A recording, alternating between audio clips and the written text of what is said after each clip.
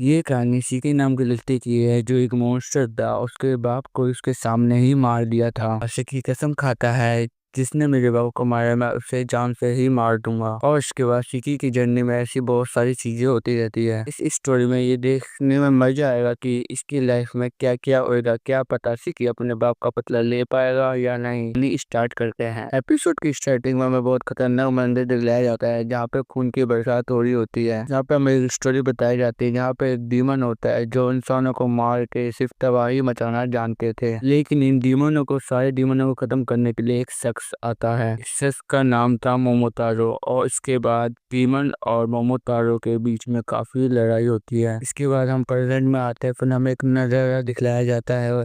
वो कहता है सेंसे तुम्हें इस बच्चे को खत्म कर देना चाहिए। फिर वो सीनियर कहता है माफ करना सामी, मैं इस बच्चे को बचा कोई भी गलती नहीं कर रहा। उस बच्चे के साथ धीरे धीरे आगे बढ़ने लगता है। इसके बाद हम और आगे आते हैं। इसकी वजह से हमें टोक्यो का सीन दिखलाया जाता है। बाद हम अपने मेन कैरेक्टर सिकी को देखते हैं जो किसी से बात कर रहा होता है। इसके बाद हमें इसका कमरा दिखलाया जाता है जहाँ पे बहुत सारी गन रखी होती है। इससे हमें पता चलता है कि सिकी गन में इंटरेस्टेड है। इसके बाद हमें दिखलाया जाता है सिकी एक गन को बना रहा होता है। और फिर वो किसी से बातें कर रहा होता है कि चिकी को स्कूल से निकाल दिया गया है क्योंकि उसने स्कूल में लड़ाई कर ली थी। इसके बाद चिकी के पिता आते हैं और उसके सर पे एक तेज की घुसन मार के कहते हैं, पिताजी कहते हैं सुअर तुझे स्कूल से निकाल दिया गया है लड़ाई के चक्कर में। चिकी कहता है वो तेज चुप हो जा। चिकी के डैड कहते हैं तुम अपने पिता से ऐसे बात करोगे? वैसे मुझे एक बार बताओ तुम्हारे कमरे में इतनी सारी गन्स क्यों रखी गई है? चिकी कहता है मैं एक नया बिजनेस स्टार्ट करने जा रहा हूँ क्योंकि आपकी शराब की दुकान ज्यादा चलती नहीं है। डैड कहते हैं तुम जैसा बच्चा जो क्लास से निकाल दिया गया है बिजनेस करेगा? सिकी कहता है मैं आपका सका बेटा नहीं हूँ, इस बात से मैं बहुत खुश हूँ। इससे पहले सिकी के डैड कुछ कहते हैं उन्हें कॉल आ जाता है। इसके बाद सिकी के डैड कॉल पे बात कर रहे होते हैं और हमें सिकी की एक प्यारी सी फोटो दिखलाई जाती है। सिकी अपनी मन ही मन सोच रहा होता है काश किसी अमीर घर आने वाले ने मुझे गोद लिया होता। इसके बाद शूटिंग ट्रेनिंग कर रहा होता है सिकी। भी अचानक से घर के नीचे एक धमाका होता है और एक अजीब सी रस्सी आकर सिकी के पैर को पकड़ के उसको नीचे गिरा देती है। इसके बाद हमें धुएं में से निकलते हुए आदमी को देखते हैं और वो आदमी सिकी के सामने खड़ा हो जाता है। उसके बाद सिकी के डैडी ने उसे कार लेकर उस बंदे को उड़ा के सिकी को उधर से ले जाते हैं। तो बंदे को दिखाया जाता है जो कार से खुद चल चुका होता है। बाद सिकी पूछता है आखिर वो बंदा मेरे पीछे क्यों पड़ा हुआ है, आपने उससे लोन लिया है आज? इसके बाद सिकी के डैड कहते हैं देखो मैं ये बात एक बार कहूंगा दोबारा नहीं कहूंगा। सिकी के डैड कहते हैं तुम एक मॉन्स्टर हो। ये भी कहते हैं जो जिस आदमी को हम अभी मार के आए हैं वो मोमोतारो ग्रुप का एक हिस्सा है। सिकी को ये सब मजाक लग रहा होता है और तभी सिकी के डैड के ऊपर कार के ऊपर से हमला हो रहा होता है। थोड़ी देर बाद उनको कार से दिखना बंद हो जाता है। चलाते चलाते पुराने कारखाने में पहुंचते हैं। बस सिकी के डैड कार से कूद के कहते हैं जल्दी जल्दी हमें इधर से भागना होगा। के बाद उनकी कार फट जाती है और सिकी के डैड देखते हैं सिकी यहाँ पे नहीं है। डैड को कुछ दिखाई देता है जो कारखाने के तरफ जा रहा होता है। आदमी कहता है तुम एक डीमन के बेटे हो, डीमन के बेटे हो, तुम एक मॉन्स्टर हो। कहता है तुम इंसानियत के लिए एक बहुत बड़ा खतरा हो। ये बंदा कहता है तो मैं खत्म करने आया हूँ यहाँ पे। बंदे का नाम सैमी है। कि देख के हैरान होता है कार से उड़ाने के बाद भी ये बंदे के ऊपर एक भी खरोच नहीं आई। अभी सिकी के डर आते हुए कुछ कहते हैं डीमंस और मोमोतारो के बीच सदियों से ये युद्ध चला हुआ आ रहा होता है। मोमोतारो के परिवार ने एक ऑर्गेनाइजेशन बनाई है। इसी ऑर्गेनाइजेशन की वजह से डीमन ह्यूमन के बीच रहने लगे हैं, उनका बेस लेके उनके साथ रहने लगे हैं। और इसके बाद सिकी के पिता उस बंदे से लड़ने के लिए तैयार हो जाते हैं। वो अपनी पावर से एक हथियार बनाता है। इस सेकंड में सिकी के डैड के ऊपर हमला करने दौड़ता है। के बाद इन दोनों के वेपन टकराते हैं तो काफी तेज बवंडर बनने लगता है और हवाएं बहुत तेज चलने लगती है। सिकी के पिता सैमी को पीछे धकेल लेते हैं। हमें ये पता चलता है कि जिस वजह से तलवार बनी है मोमोतारो ब्लड ये लोग ही बना सकते हैं। हमें ये पता चलता है के डैड पहले मोमोतारो कंपनी में काम करते थे जो कि एक ऑर्गेनाइजेशन है। इस सामने बंदा है ये इनका ही जूनियर था। के बाद सिकी की आंखें फटी फटी हो जाती है। बंदा कहता है आपको नहीं लगता कि आप एक मॉन्स्टर को बचपन से पाल रहे हो? ये भी कहता है आपको एक डीमन को पाल पोस कर ये बहुत बड़ी गलती करी है। मेरे ऊपर हमला करते हुए सिक्की की डैड कहते हैं मुझे जरा भी ऐसा नहीं लगता। इन दोनों के बीच काफी आंसू फाइट होने लगती है, दूसरे के ऊपर लगातार हमले करे जा रहे होते हैं। बिल्कुल भी अंदाजा नहीं था ये सब क्या चल रहा है। कहता है सीनियर आखिर तुम ह्यूमन की मदद क्यों कर रहे हो, सिर्फ लोगों को मारने के लिए ही पैदा हुआ है। ये पता है दोबारा से इसको दूर फेंक देते हैं। उसके बाद सैमी एक तेज खतरनाक हमला कर देता है सिक्की के डैड के ऊपर, जिसकी वजह से सिक्की के डैड के ऊपर काफी ज्यादा ब्लड गिर रहा होता है। धीरे धीरे वो जमीन पे गिर जाते हैं। सब सिक्की देख के काफी जोर से चिल्लाता है। वो कहता है आपको क्या लगा सीनियर आप मुझे हरा पाएंगे। इसके बाद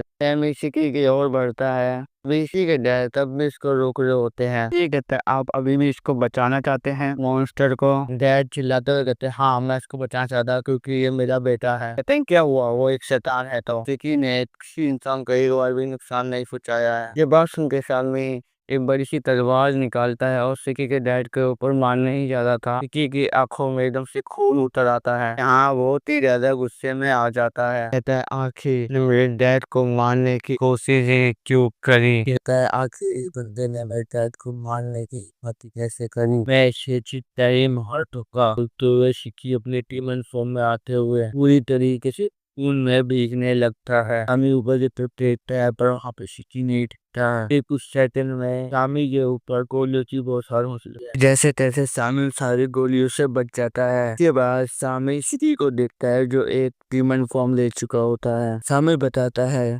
ह्यूमन होते हैं वो अपने ब्लड को मैनिपुलेट करके जैसे मर्जी बदल सकते हैं। हम और सिक्की कॉम्बैट फाइट कर रहे होते हैं एक दूसरे से लगातार। ये और बेकाबू हो गया होता है, इसकी वजह से वो अंधाधुंध प्ले करने लगता है। सैमी सिक्की का एक हाथ काट के दूर फेंक देता है। मॉन्स्टर होता है तो अपने हाथ को रीजनरेट कर लेता है दोबारा से। बाद सिक्की अपने ब्लड डी में आर्ट का यूज करके बार में बहुत सारे गन्स क्रिएट कर लेता है। जब से फायरिंग स्टार्ट कर देता है और सैमी भाग रहा होता है उन गोलियों से बचने के लिए। सैमी के ऊपर एक मिसाइल फायर होती है, इसकी वजह से बहुत बड़ा धमाका होता है। सैमी उससे बच जाता है। फिर उसके बाद सैमी भागने लगता है तेजी से। आज सैमी उछल के ऊपर खतरनाक हमला करता है जहाँ पे बहुत तगड़ा धमाका होता है। ये धुएं में से निकल कर सैमी को एक दमदार हमला करके इसको दूर फेंक देता है क्योंकि सैमी के ऊपर लात रखकर उसको खत्म करने के लिए तैयार था। उस जगह बहुत तगड़ा धमाका होता है जिसमें सिक्की बहुत सारी गोलियां फायर कर रहा होता है। फ्लैश जाता है, पूरी जगह दबा हो चुकी है। उसके बाद भी सैमी जिंदा था, उसने सामी के ऊपर हमला नहीं करा। हम देखते हैं सामी को हमें दिखलाया जाता है सिक्की अपने ह्यूमन फॉर्म से ह्यूमन फॉर्म में धीरे धीरे ट्रांसफर हो रहा था। उसके बाद सिक्की रिग्रेट कर रहा होता है ये सब क्या हो गया इधर। फिर सामी सिक्की को खत्म करने के लिए धीरे धीरे आगे बढ़ता है। हमें सिक्की को खत्म करने के लिए आगे बढ़ ही रहा होता है। उसके सिक्की के डैड सामने खड़े होके सिक्की का वार अपने ऊपर ले लेते हैं जिसकी वजह से सिक्की के डैड खत्म हो जाते हैं। तो बाद सिक्की का मुस्कुराता हुआ चेहरा उनको याद आता है। ये डैड कहते हैं इतना वक्त सिक्की के साथ बिताया वो मेरे लिए बहुत खुशी के पल थे। अच्छा लगता था सिक्की के साथ रहना। ऐसा सीन दिख रहा था जहाँ पे धमाका हुआ होता है तो वहाँ के कुछ लोग देख लेते हैं उस धमाके को। वो लोग पुलिस को बुला रहे होते हैं, इसीलिए सामी यहाँ से गायब हो जाता है। सिक्की की डैड की हालत बहुत ज्यादा खराब हो चुकी थी। सिक्की के डैड आखिरी सांस लेते हुए कहते हैं लोग दोबारा आएंगे तुम्हें मारने के लिए क्योंकि तुम एक डीमन हो। ये भी कहते हैं और अब मैं ख्याल रखने के लिए तुम्हारे साथ अब नहीं रहूंगा। अगर तुम इतने ताकतवर बनना अपना ध्यान खुद रख सको, खुश रहना हमेशा, ध्यान खुद रख सको, खुश रहना हमेशा, से ये वादा करो। सिक्की अपने डैड को कंधे के ऊपर उठा के कहता है ऐसी बातें मत करो डैड। तेज चिल्ला रहा होता है। वो इसकी ये भी कहता है ऐसी बेकार बातें मत करो तो कुछ नहीं होगा। ये कहता है अब डैड आप ऐसे मत करिए, मुझे छोड़ के नहीं जा सकते, आपको काफी बहुत अच्छी अच्छी बातें बतानी है। सिक्की के डैडी आते हुए कहते हैं वो कहते हैं खास को उतारो और तीमन के छत से पॉके खास ऐसा हो पता वो हर जाके जाते हुए कहती ऐसा नहीं हो सकता। मैं आप ऐसे नहीं मर सकते।